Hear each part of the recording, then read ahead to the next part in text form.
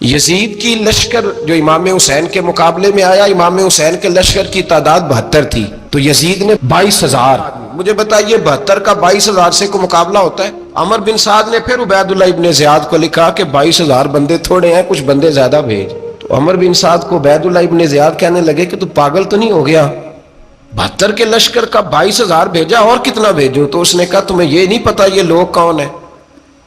یہ مولا علی شیر خدا کی اولاد ہے، ان میں ایک ایک شخص ایسا ہے جو 1,000 کے مقابلے میں لڑنا جانتا ہے. تو یہاں کمزوری دکھائی جاتی ہے. ہمارے بچے سمجھنے لگے ہیں کہ یہ شاید کوئی ایسی داستان ہے، اور اس طرح کا ماحول ٹی وی پہ میں دیکھ رہا تھا، اس طرح کا ماحول بنایا جاتا ہے جیسے کوئی خوف ہے. یعنی واقع کربلا کوئی ایسا واقعہ جسے دیکھ کے خوف طاری ہو جائے، بچے راتوں کو ڈرے. وہ اکیلے درخت دکھائے جا رہے ہیں اور تیر دکھائے جا رہے ہیں. او یار کیا قوم کی تربیت کر رہے ہیں؟ واقع کربلا حوصلے کا نام ہے، دلیری کا نام ہے. سنیں بات اصل میں کیا تھی، بڑے ٹھنڈے دماغ سے میری بات کو سمجھیے گا. حضرت مولا علی شیر خدا کے بعد مسلمانوں کے متفقہ امیر بنے تھے حضرت امیر معاویہ. انہیں امیر کس نے بنایا تھا؟ امام حسن نے، حضرت علی کے بڑے صاحبزادے. حضرت امام حسن نے ان سے صلح کی، انہیں خلافت دی. اور صحیح بخاری میں نبی پاک نے فرمایا تھا میرا بیٹا حسن سردار ہے، جب مسلمانوں کی جماعتوں میں لہو بہ جائے گا تو حسن ان کی صلح کرا دے گا. وہ صلح امام حسن نے کرائی، جناب امیر معاویہ امیر بن گئے. حضرت امیر معاویہ رضی اللہ تعالیٰ عنہ بڑا پیار کرتے تھے نبی پاک سے، بڑا احترام کرتے تھے حضور کے خاندان کا.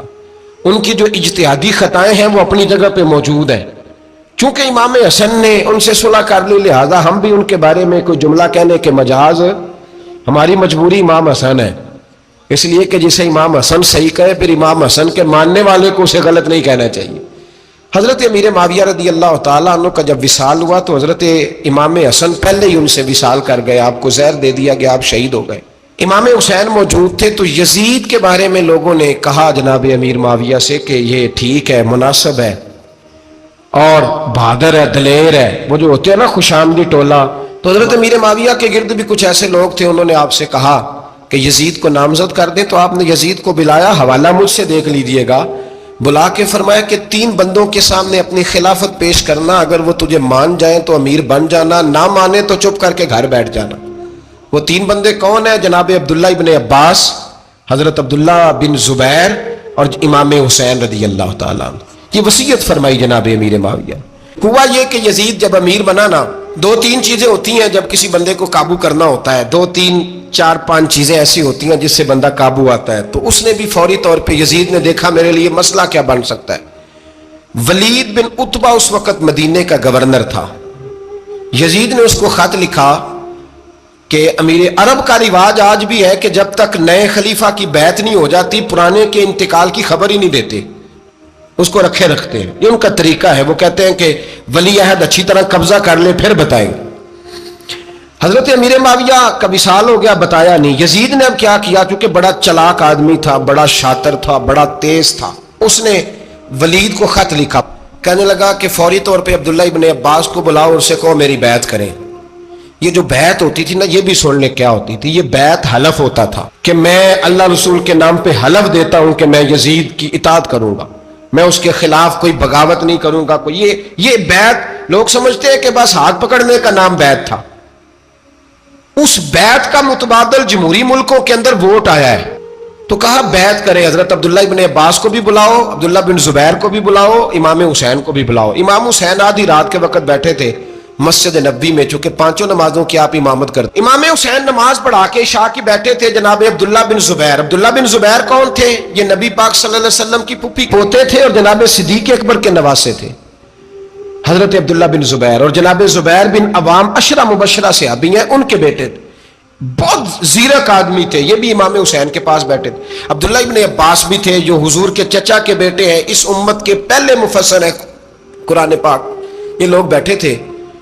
تو ولید نے ایک بندہ بھیجا، اس نے آ کے کہا جناب آپ کو گورنر صاحب نے بلایا ہے. تو عبداللہ بن زبیر کہنے لگے حسین اس وقت بلانے کی بات سمجھ میں نہیں آئی. تو امام حسین بڑے بصیرت والے تھے، اللہ نے بصیرت دی تھی.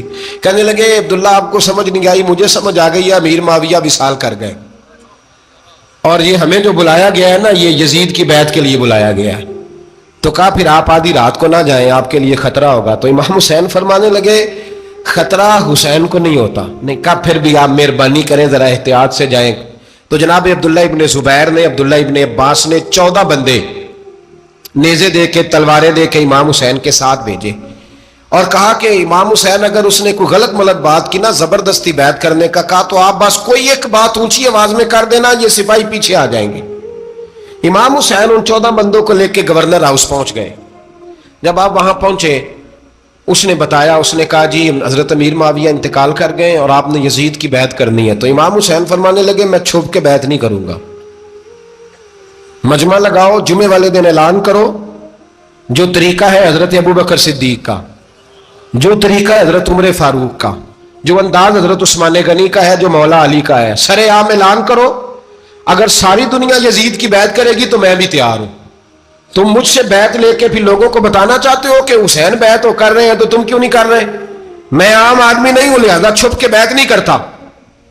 جب یہ بات کی نا تو ولید بڑا نرم دل تھا اور امام حسین کی شان کو جانتا تھا، وہ جانتا تھا یہ نبی پاک کا خاندان ہے۔ اس نے کہا جی مجھے تو حکم تھا، باقی آپ حضور کے نواز ہیں، میں کر کچھ۔ وہاں ایک بڑا بدبخت شخص بیٹھا تھا، عبد الملک بن مروان، وہ ولید سے کہنے لگا کہ اگر حسین آج تمہارے ہاتھ سے نکل گئے تو تمہارے لیے بہت بڑا مسئلہ کھڑا ہو جائے، انہیں جانے نہ دینا، یا بیعت کراؤ یا ان سے کہو جنگ کے لیے تیار ہو۔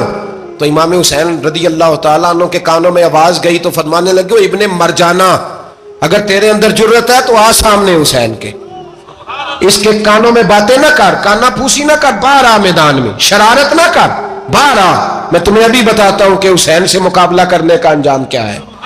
یہ کہہ کہ امام حسین باہر نکلے، اپنے بھائی محمد بن انفیہ کو بلایا، عبداللہ بن زبیر، عبداللہ ابن عباس، ڈھیر سارے لوگ کٹھے ہو گئے۔ فرمایا یہ معاملہ ہے، اب کیا کرنا ہے؟ تو وہ کہنے لگے حضور وقت ابھی مناسب نہیں ہے، آپ اس طرح کریں یہاں رکے، ہم مکے سے، عراق سے، کوفے سے لوگوں کو بلاتے ہیں، یہاں ایک بڑی مجلس مشاورت قائم کرتے ہیں۔ امام حسین فرمانے لگے اگر تم مشاورت قائم کرو گے تو ولید اور عبد الملک بن مروان وہ تو جنگ کرنے کو تیار ہے، اور نبی پاک نے فرمایا ایک مینڈا ہوگا جس کی وجہ سے مدینے کی گلیوں میں لہو بہے گا۔ فرمانے لگے میں وہ بکرا، وہ مینڈا نہیں بننا چاہتا۔ کہا پھر آپ کیا کریں گے؟ تو امام حسین رو پڑے، فرمانے لگے میں مدینہ چھوڑ جاؤں گا لیکن مدینے کی حرمت پامال نہیں ہونے دوں گا۔ امام علی مقام آدھی رات کے وقت نکلے، سیدہ فاطمہ کا دروازہ ایک اس دن تھا جس دن حضرت مولا علی کوفے چلے گئے تھے، اور دوبارہ آج تالا لگا جب امام حسین نکلے۔ آپ جنت البقیع کے پیچھے کھڑے ہو کے حضور کا روضہ دیکھنے لگے، اس وقت گنبد تو نہیں ہوتا تھا، روضہ دیکھنے لگے۔ نانا تیرے کرم کے خزینے کی خیر ہو، میں جا رہا ہوں تیرے مدینے کی خیر ہو۔ سارا خاندان لے گئے، مکے تشریف لے گئے، حج کے ایام قریب آنے والے تھے۔ امام حسین نے وہاں لوگوں سے باتیں کی۔ جب امام حسین وہاں پہنچے تو کوفے سے خط آنے لگے۔ کوفہ حضرت علی کا دارالخلافہ تھا، وہاں آپ کے محبین، پیار کرنے والے ڈھیروں تھے، انہیں خط لکھے کہ حضور آپ چپ کر کے بیٹھے ہوئے ہیں اور ہمارے اوپر یزید مسلط ہو گیا ہے، آپ اگر میدان میں نہیں نکلیں گے، آپ نہیں آئیں گے تو ہم اللہ کی بارگاہ میں شکوہ کریں گے کہ کوئی ہماری کمان کرنے کو تیار ہی نہیں ہوا۔ اور وہ خط 1 2 3 نہیں آئے، وہ خط اتنے تھے کہ 3 بوریوں میں بھرے تھے امام حسین، 3 بوریوں میں۔ اب مجبوری ہو جاتی ہے، حق کے لیے کئی دفعہ بات کرنا مجبوری ہوتی ہے، اگر نہیں کرے گا تو پھر اس کو بھی قبر میں جواب دینا پڑے گا۔ امام علی مقام رضی اللہ تعالیٰ عنہ نے مکے میں اب لوگوں کو جمع کیا مشورے کے لیے۔ ہر بندے نے کہا حضور وہ بلا تو رہے ہیں پر اپنے وعدوں کے پکے؟ کہا حضور وہ پکے نہیں، آپ نہ جائیں۔ ہر بندے نے کہا حالات ٹھیک نہیں، حالات گراؤنڈ ریالٹی صحیح نہیں، یہی مشورہ آج بھی ہر بندہ دیتا ہے، ابھی حالات نہیں۔ اتنے خراب حالات کبھی نہیں ہوئے تھے جتنے امام حسین کے دور میں تھے، لیکن فرمایا میں دین کے خلاف غلط حکمران کو مسلط ہونے کی اجازت، بول کے بتائیے، بول کے، غلط حکمران کو مسلط ہونے کی اجازت، مزاحمت کروں گا، مخالفت کروں گا۔ امام کہنے لگے کوئی بات نہیں، وہ میرے ساتھ چلے نہ چلے لیکن میں کوفے جاؤں گا، وہ لوگ میرے ساتھ کھڑا ہونے کو تیار ہے تو وہ جھوٹ ہے یا سچ ہے پر میں چلوں گا۔ جب امام علی مقام نے اصرار فرمایا تو جو آپ کے قریبی صحابہ کرام کی اولادیں تھی ساری، یہ بھی اب بیماری ہے، کچھ لوگ کہتے ہیں جی صحابہ نہیں ساتھ چلے، تو میں کہتا ہوں اہل بیت نبوت کے تو کل افراد 21 تھے، تو 72 میں باقی اولادیں کس کی تھی؟ وہ ساری صحابہ کی اولادیں تھیں، وہ سارے. پتہ نہیں کیوں اس طرح کا فلسفہ بیان کیا جاتا ہے جس میں حالات خراب ہو. حضرت سیدنا امام علی مقام کو جب بہت زیادہ کہا گیا نا تو امام حسین رضی اللہ تعالیٰ انہوں نے فرمایا چلو میں ایک کام کرتا ہوں، مسلم بن عقیل کو بھیجتا ہوں. حضرت علی کے بھتیجے ہیں، امام حسین رضی اللہ تعالیٰ عنہ کے چچا کے بیٹے ہیں حضرت عقیل کے صاحبزادے مسلم بن عقیل. بڑے سمجھدار آدمی تھے، معاملہ فہم تھے، بڑے جری تھے. اتنا زبردست مشورہ کم لوگ دیتے ہیں جتنا حضرت مسلم بن عقیل دیتے تھے. ان کو بھیجا گیا کوفے. اب اس میں بڑی تفصیل ہے، وہ اپنے 2 بچے بھی لے گئے. جب وہ کوفے پہنچے نا تو کوفے پر جناب نعمان بن بشیر کی حکومت تھی. آپ گورنر تھے اور اہل بیت سے بڑی عقیدت رکھنے والے، نرم رویہ. عبید اللہ ابن زیاد کوفے کا گورنر نہیں تھا، یہ کسی اور علاقے کا تھا.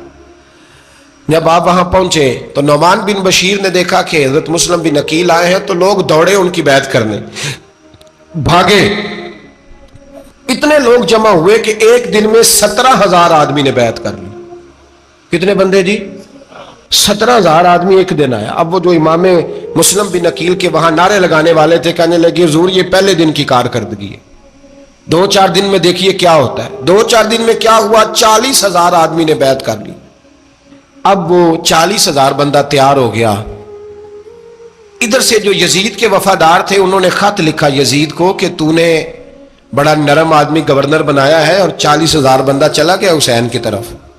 اگر ایک دن مسلم بن عقیل اور رہے تو جو تمہارا گورنر بیٹھے ہیں نا جناب نعمان بن بشیر، ان کو گورنر ہاؤس سے نکال کے مسلم بن عقیل قبضہ کر لیں گے. تو چپ کر کے بیٹھا ہے. یزید بڑا تیز تھا، اس نے ایک آدمی گھوڑے پہ دوڑایا. عبید اللہ ابن زیاد ایک اور علاقے کا گورنر تھا پر بڑا ظالم سا بدماش تھا، بڑا سخت گیر آدمی تھا. اس کو کہا کہ تو پہلے ایک صوبے کا گورنر ہے، جا تجھے دوسرا صوبہ بھی دیا. اس طرح کار فوری طور پہ کوفے پہنچ اور جا کے مسلم بن عقیل کو گرفتار کر، جو آدمی ان کا ساتھ پھر بھی دے اسے قتل کر دے.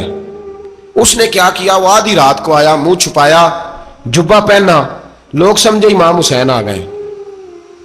بہت سارے لوگوں نے اس کے نعرے بھی لگائے. وہ چپکے سے داخل ہوا اندر اور چپکے سے داخل ہو کے اس نے سب سے پہلا کام یہ کیا کہ نعمان بن بشیر رضی اللہ عنہ کو معزول کیا، کوفے کے گورنر ہاؤس پہ قبضہ کیا.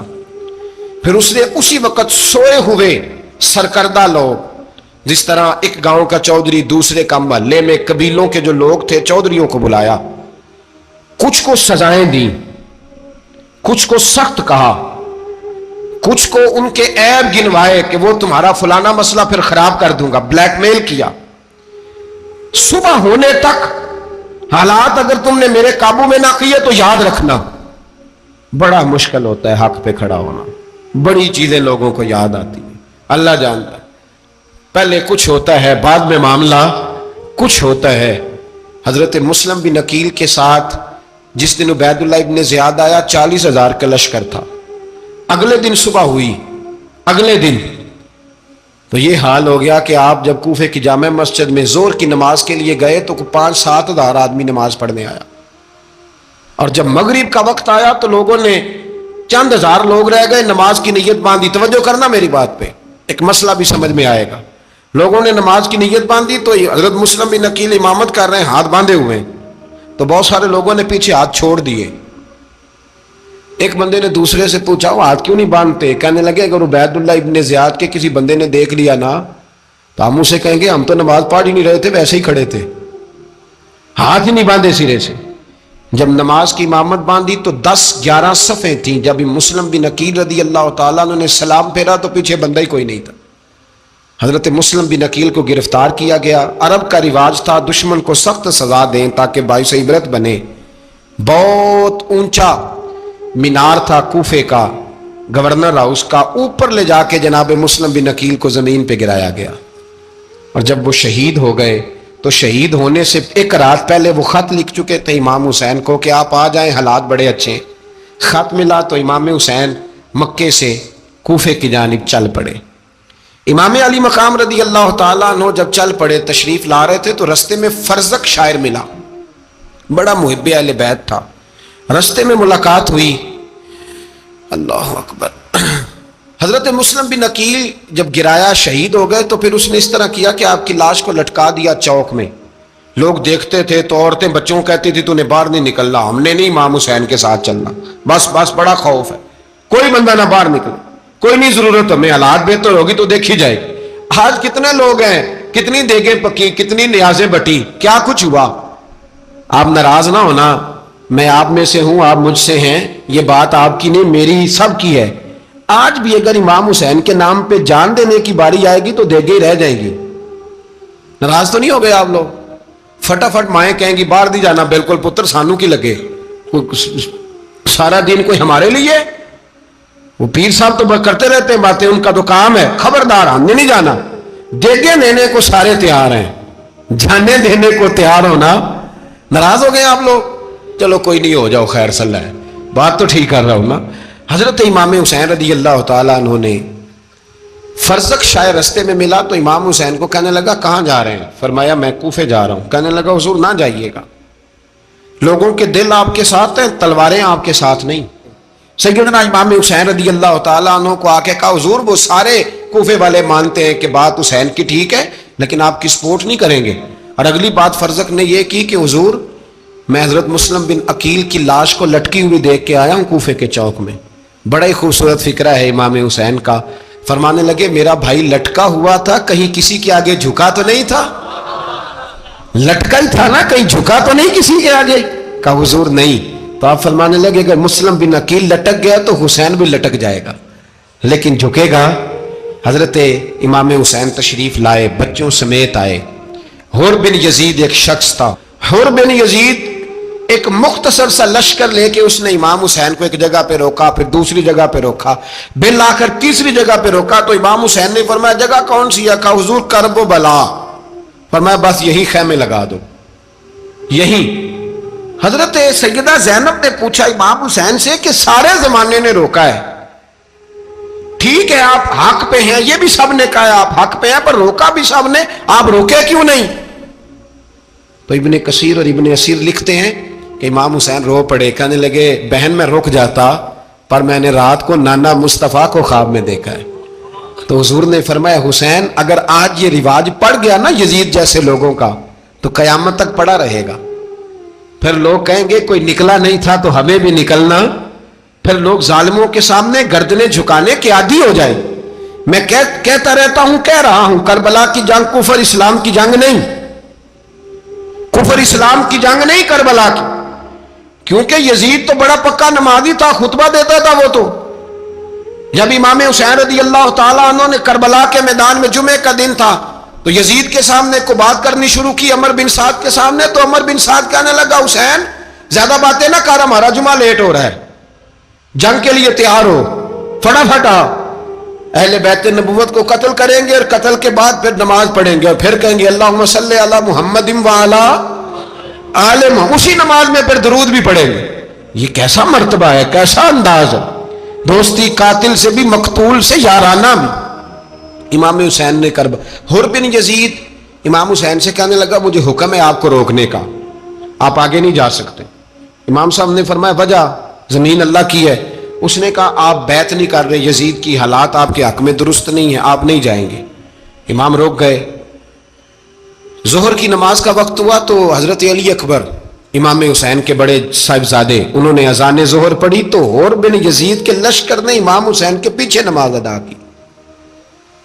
کہا بھئی تم مقابلے میں آئے ہو, نماز پیچھے پڑھتے ہو؟ کہا حضور مقابلہ تو تلواروں سے کر رہے ہیں پر ہمارا دل تو مانتا ہے نا کہ مصطفیٰ کا نواسہ بڑی شان والا ہے. حر بن یزید نے 3 نمازیں لشکر سمیت امام حسین کے پیچھے پڑھی ہیں, 3 نمازیں, ظہر عصر اور مغرب. پھر امام حسین کے سامنے شرائط پیش کی کہ آپ کو یہاں گھیر لیا گیا ہے, یہاں آپ بیعت کریں گے, یہاں جنگ کریں گے, 2 ہی باتیں. امام حسین نے فرمایا نہیں بھائی بیعت تو میں نہیں کرتا, اس کے علاوہ تم جو کہتے ہو میں کرنے کو تیار ہوں. اس نے خط لکھا, عبید اللہ ابن زیاد کو ایک بندہ دوڑایا پیچھے, کوفے چند میل پہ کوفہ تھا. کہا وہ نہیں مان رہے, کیا کرنا ہے؟ تو حسین ابن علی ہے, میں زیادہ دیر انہیں روک بھی نہیں سکتا.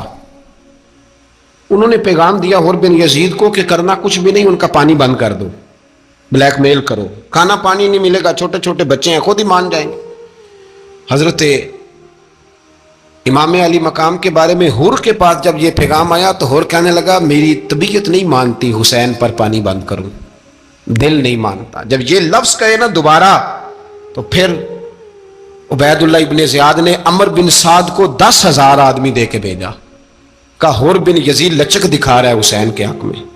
ایک رے کا علاقہ تھا، بڑی وہاں فصل ہوتی تھی، لوگ کوشش کرتے تھے وہاں کا گورنر بننے کی کوشش کرتے تھے، تو عبید اللہ ابن زیاد کہنے لگا تمہیں رے کی گورنری ملے گی، سب سے سرسبز و شاداب علاقہ، تمہیں وہاں کا گورنر بنایا جائے گا اگر حسین کے خلاف لڑو گے۔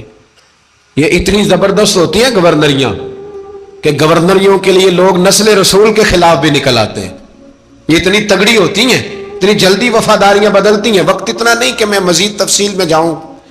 امام حسین کو روک لیا گیا، عمر بن سعد نے روک لیا۔ یکم محرم کو امام آئے، 7 محرم تا روکا گیا، 7 محرم کو پانی بند کر دیا۔ جانور پانی پیتے تھے، گھوڑے پیتے تھے، کتے پیتے تھے، لیکن مصطفیٰ کے گھرانے کو پانی پینے کی اجازت 3 دن تک پانی بند رہا۔ 9 محرم کو عمر بن سعد نے اور لوگ بلائے۔ شمر ایک بڑا سخت آدمی تھا، سنگ دل بدبخت، جس نے حضرت علی اصغر کے گلے پر تیر مارا تھا، وہ اور لشکر لے کے آیا۔ رات کو کہنے لگا امام حسین رضی اللہ تعالیٰ عنہ سے کہ بس بڑا ہو گیا، یہ 9-10 محرم کی درمیانی رات، یا آپ جنگ کریں گے یا آپ بیعت کریں گے، 2 ہی باتیں۔ امام حسین اندر گئے، سیدہ زینب سے مشورہ کیا، باہر آئے، فرمایا بات وہی ہے جو پہلے دن والی ہے۔ امام حسین رضی اللہ تعالیٰ عنہ نے فرمایا بھائی بیعت تو میں نہیں کرتا، باقی جو تمہارا پروگرام ہے۔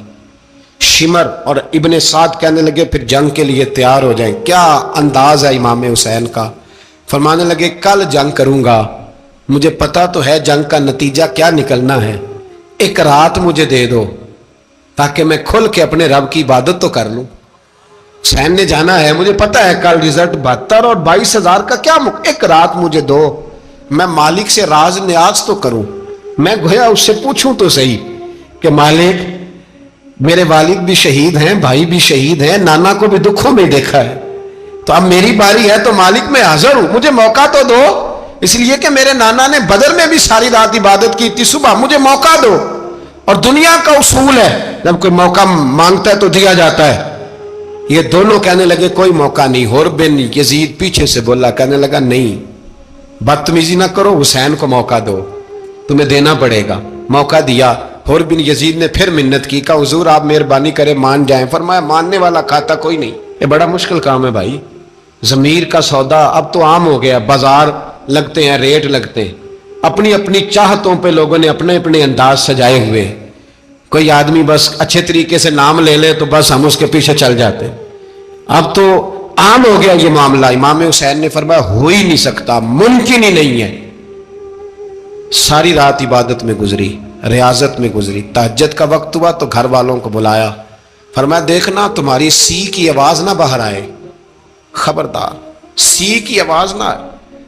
اور امام زین العابدین سے فرمایا تو بیمار ہے، تو جہاد نہیں کرے گا، لیکن خیال رکھنا پیچھے۔ اور بڑی قیمتی بات بتا رہا ہوں، ہماری بیویاں کسی کے گھر میت ہو جائے تو 4 دن بخار نہیں اترتا۔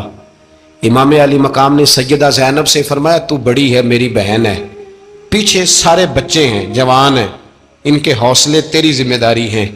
صبح جنگ کا طبل بجنے لگا، فجر کی نماز پڑھی، سورج چڑھا، 10 محرم کا دن، جمعے کا وقت، جناب سیدنا امام حسین رضی اللہ تعالیٰ عنہ نے ریت پر سجدے کیے، لمبے سجدے، لمبی نماز، سورۃ الشمس کی آیات دوسری رکعت میں پڑھی تو سارا کربلا گونجنے لگا۔ کیا انداز تکلم تھا امام علی مقام کا۔ نماز مکمل ہوئی تو حور بن یزید، عمر بن سعد اور شیمر سے کہنے لگے واقعی حسین سے لڑو گے؟ پتہ نہیں کون ہے۔ قُلْ لَا أَسْأَلُكُمْ عَلَيْهِ أَجْرًا، تم نے نہیں پڑھا إِلَّا الْمَوَدَّةَ فِي الْقُرْبَى، تمہاری آنکھیں بند ہیں، الحسن والحسین سید الشباب اہل جنہ، تمہیں نہیں پتا؟ کہنے لگا چپ کر، حکومت نظر آ رہی ہے۔ اور بن یزید کہنے لگا پھر میرا بھی فیصلہ سنو، مجھے حکومت نہیں چاہیے، مجھے جنت چاہیے، حکومت نہیں چاہیے۔ امام حسین کی پہلی فتح دیکھیں، حور بن یزید ایڑی لگا کے نا یزید کے لشکر سے نکل کے امام حسین کے لشکر میں شامل ہو گیا، اور پہلا شخص جس نے امام حسین کو روکا इमाम हुसैन के नाम पर पहला सर भी इसी शख्स ने कटाया है, लेकिन यजीद की कब्र पे लानत भी कोई नहीं बरसाता। उसका महल था बहुत बड़ा, लेकिन जब लोग करबला में इमाम हुसैन को सलाम करने जाते हैं तो कदमों में हुर बिन यजीद का मजार भी बना हुआ, उसको भी सलामी दी जाती है। और अब हम अकेला हुर बिन यजीद नहीं कहते, हम कहते हैं हुर बिन यजीद रदी अल्लाह ताला। अब हम इतनी ताजीम करते हैं उस हुर की। जनाबे इमाम हुसैन को मैदान में खड़ा किया गया, जिहाद का तबल बजा, पहले खुद्दाम आए। और सुन लो, आज वो पता नहीं बाजारी से लोग चढ़ गए स्टेजों पे, बाजारी से, ना चेहरे पे दाढ़ी है ना सर पे कोई कपड़ा है, बाजारी लोग हैं, भाग रहे हैं, बाजू चढ़ाए हुए हैं, बटन खोले हुए हैं, तमाशा बना दिया। सुनने वालों का भी अल्लाह ही हाफिज है, वो स्टेज पे अहले बैत की शान बयान करता है, भाग के उधर जाता है। ये कोई तरीका है? सुनने वालों का भी अजीब अंदाज है, हर बंदे को सुनने बैठ जाते हैं। दीन मुहज्जब है, तहजीब वाला है, दलाइल रखता है, दीन वकार रखता है, ऐसे लोग अब दीन बयान करेंगे।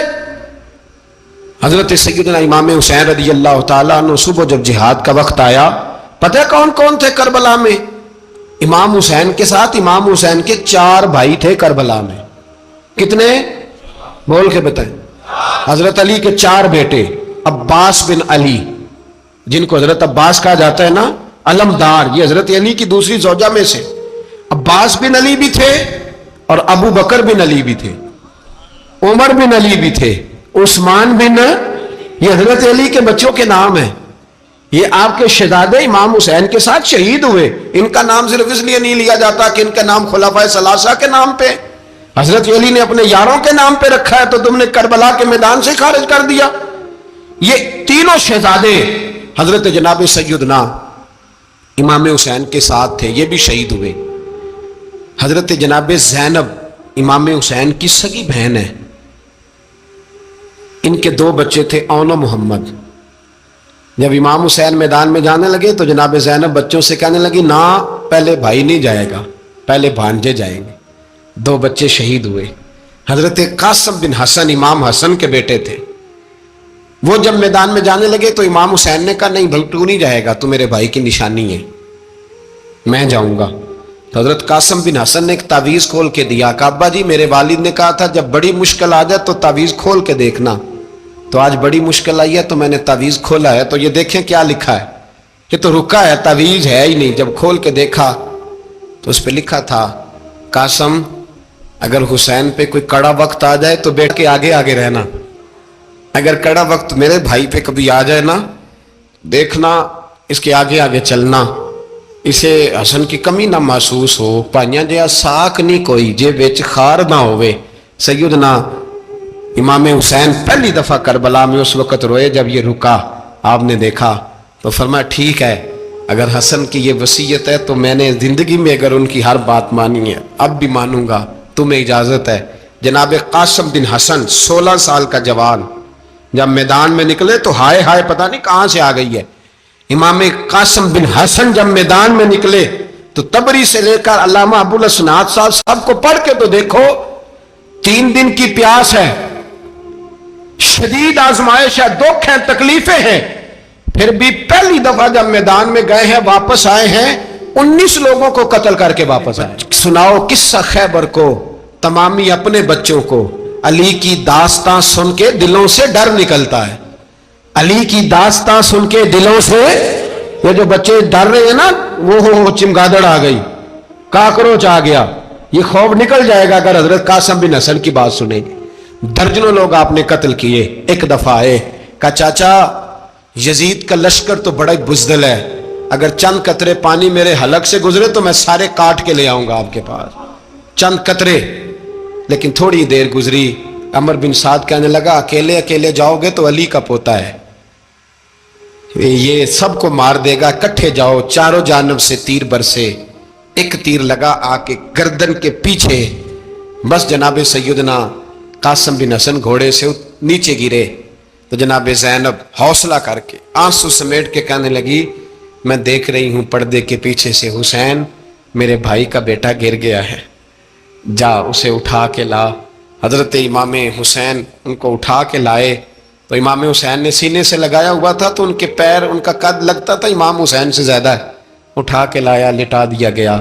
امام حسین کے اپنے بڑے بیٹے میدان میں نکلنے کو، علی اکبر نام ہے، جب جن لوگوں نے حضور کو نہیں دیکھا تھا وہ جب کہتے نا ہم نے نبی پاک کا دیدار نہیں کیا تو بتاؤ کس طرح کے تھے، تو بتایا جاتا تھا کہ جناب علی اکبر کا دیدار کرو، ہم شبیہ مصطفیٰ۔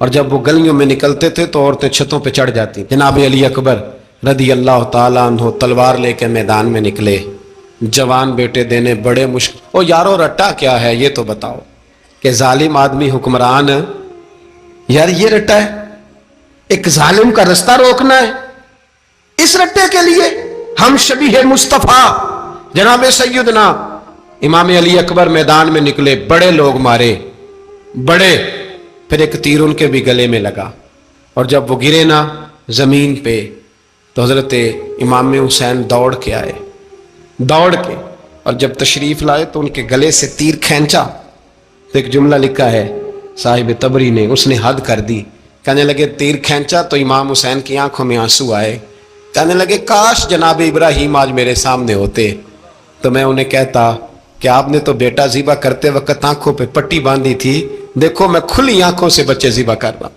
کھلی آنکھوں، کاش جناب ابراہیم خلیل ہوتے تو انہیں کہتا۔ جناب علی اکبر بھی شہید ہوئے۔ حضرت علی اصغر کو تو اچانک اٹھایا تھا امام حسین، باہر نکلے تو گردن پہ تیر لگا تو 6 مہینے کا بچہ وہ بھی شہید ہوا، خون اچھالا آسمان کی طرف تو کہا مولا دیکھ لے، میں نے 6 مہینے والا بھی نہیں بچایا، وہ بھی دے دیا ہے۔ پھر حضرت عباس کو بیٹیوں نے کہا کہ اب نہ، کچھ کہتے ہیں پہلے شہید ہوئے، کچھ نے لکھا بعد میں، کہ اب ہم سے پانی کے بغیر نہیں رہا جاتا، تو جناب عباس پانی کا مشکیزہ لے کے نکلے باہر، ایک ہاتھ کٹا، دوسرے پہ مشکیزہ وہ بھی کٹا، پھر پانی تو بھر لیا تھا لا نہ سکے، پھر گردن کٹی تو شہید ہوئے۔ بچوں کی بھی شہادت ہوئی، پر جب ان کا لاشا اٹھایا تو امام حسین کہنے لگے مولا اب نہ حسین کی کمر کمزور ہو گئی ہے، اب کمزور ہو، اور بھائی ایک میت ہو جائے تو 4-5 دن تو پوری آنکھیں نہیں کھلتی، کیسا جری خاندان ہے۔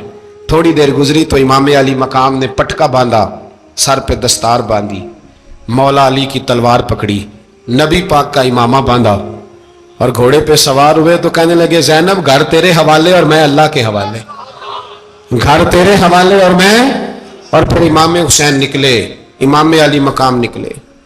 راوی کہتے ہیں کہ یہ جلوہ پہلے بھی بڑے سونے تھے پر آج جو رنگ دیکھا وہ کبھی نہیں دیکھا، کیا انداز تھا، جدھر جاتے نعرہ لگاتے تو حد ہو جاتے، اتنے لوگ امام حسین نے کاٹے، اتنے کاٹے، پھر واپس پلٹ کے آئے اور کہنے لگے زینب ذرا پردے کے پیچھے سے دیکھ تو صحیح میری بہن، ان بزدلوں کو جرت ہی نہیں ہو رہی حسین کے مقابلے میں آنے، ایک دوسرے کو دھکا دیتے، تو جا تو جا، پھر اکٹھے وار ہوئے۔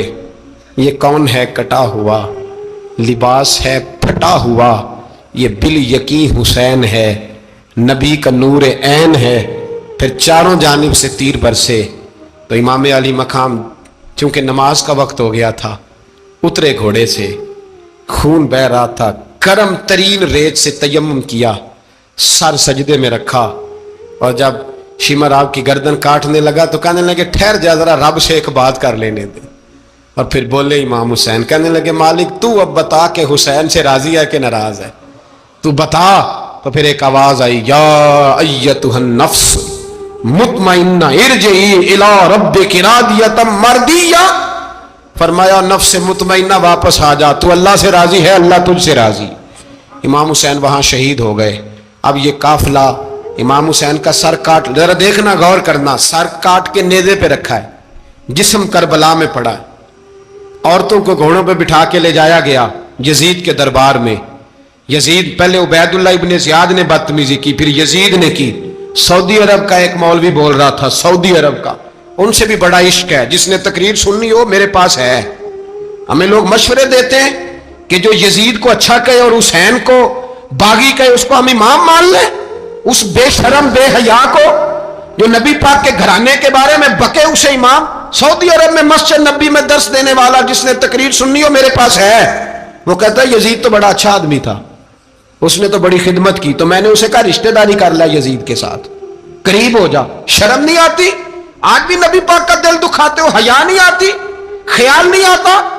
और लोग घर में बैठ के बातें करते हैं, कहते हैं जी जो बैतुल्लाह में हो वो भी बुरा हो सकता है। बैतुल्लाह में तो 360 बुत भी थे, वो अच्छे थे। मदीने में तो 360 मुनाफिक भी रहे, पूरी सूरह मुनाफिकून नाज़िल हुई, वो अच्छे थे। अजीब तमाशा बना दिया लोगों ने मजहब का। वो आज बकरा है, आज मेरे पास वीडियो आई है, कहता है यजीद ने तो बड़ी खिदमत, तो उबैदुल्लाह इब्ने ज़ियाद ने कत्ल किया। बेशर्मो, अगर उबैदुल्लाह इब्ने ज़ियाद ने भी कत्ल किया था तो हुकूमत किसकी थी? बोले, बोल के बताएं। तो फिर यजीद ने उबैदुल्लाह इब्ने ज़ियाद को सजा क्यों नहीं दी, बल्कि एक जगह 2 गवर्नरियां दी उसको, ये हाल किया। बल्कि सुनो, जो हदीस पाक में आता है वो ये है कि यजीद छड़ियां मार रहा था, छड़ियां। इमाम हुसैन के लबों पे तो नुमान बिन बशीर सहाबी थे, बोल पड़े, कहने लगे ओ यजीद बदबख्त, हाथ पीछे उठा, मुझे अल्लाह की इज्जत की कसम मैंने सैकड़ों बार नबी पाक को इन होंठों को चूमते देखा है। हजरत जनाबे ज़ैनब औरतों के मजमे में पीछे होके बैठी हैं। यजीद के पास जब पहुंचा लश्कर तो यजीद कहने लगा देखो अल्लाह ने मुझे इज्जत दी और मेरे मुखालिफों का क्या हाल हुआ। तो बीबी ज़ैनब बोल पड़ी, इतने सदमे सहे पर आवाज तवाना है, जानदार है। हजरत सैयदा ज़ैनब ने जब सुना ना कि ये कह रहा है कि मुझे अल्लाह ने इज्जत दी, तो जनाबे ज़ैनब बोली, नुमान बिन बशीर कहते हैं बीबी बोली, इतने सदमे हैं पर जनाबे ज़ैनब बोली अल्लाह अकबर, इस अंदाज में बोली कि पहले कुरान मजीद की आयत पढ़ी, कहने लगी वतुइज़्ज़ु मन तशा वतुज़िल्लु मन तशा बियदिकल खैर इन्नका अला कुल्लि शैइन कदीर। और फिर कहने लगी यजीद तू बकता है, कहता है कि तू इज्जत वाला हो गया, ये तेरी हुकूमत है, 4 दिन गुजरने दे, तुझ पे कोई लानत भी नहीं बरसाएगा और मेरे भाई का कयामत तक मिंबरों में और खुतबों में जिक्र हुआ करेगा, वक्त गुजरने दे। जब जनाबे बीबी ज़ैनब बोल रही थी तो हुजूर के एक नबीना सहाबी पास बैठे थे, जनाबे नुमान बिन बशीर का हाथ हिलाया, हिला के कहने लगे क्या अली आ गए? तो अली की आवाज लगती है, जिब्रील अमी बोल रहे हों जैसे, हिकमत के गोहर रोल रहे हों जैसे, दरबार दमिश्क में बीबी ज़ैनब का खिताब, मिंबर पे अली बोल रहे हों जैसे। मेरे भाई बस करबला वाला काफिला तो मदीने पहुंच गया, 3 साल यजीद ने हुकूमत की, शराबें आम हो गई, मक्के पे हमला हुआ, खाना काबा का गुलाफ जला, मदीने पे उसने हमला किया, 3 दिन मस्जिद नबवी में उसने घोड़े बांधे, मस्जिद नबवी में सहाबा को निकाल के अपना उसने इमाम मुकर्रर किया, लेकिन फिर उम्मत ने उसे कबूल न किया, फिर वो रुसवा हुआ और आज तक वो रुसवा है। लेकिन इमाम हुसैन का नाम कल भी जिंदा था और आज भी